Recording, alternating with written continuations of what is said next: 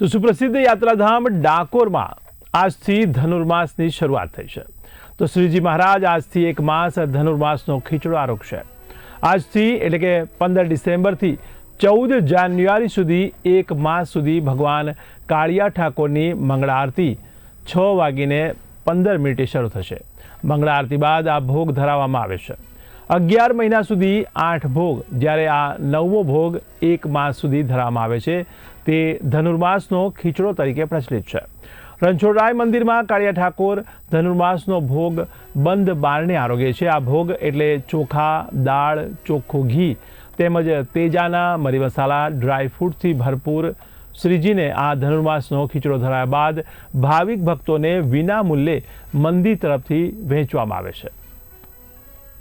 રણછોડજીના પૂજારી તરીકે આજે ધનુર્માસનો પ્રથમ દિવસ શું કહેશો?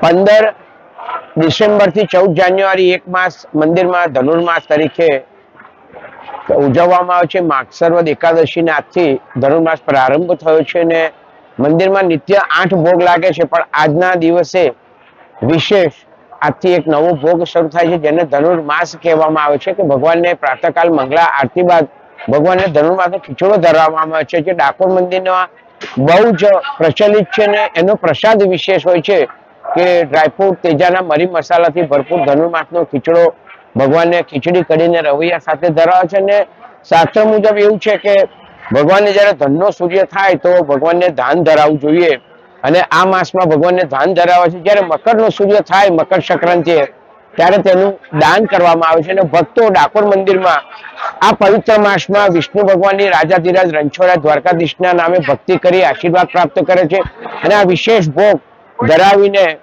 આનંદ અને આશીર્વાદ પ્રાપ્ત કરે છે અને ધન્યતા અનુભવે છે। જે આ માસમાં ડાકોરમાં ધનુર્માસનો ખીચડો બહુ જ પ્રચલિત છે અને જેનું મહત્વ પણ વિશેષ હોય। સર્વે ભક્તોને જય રણછોડ, જય રણછોડ।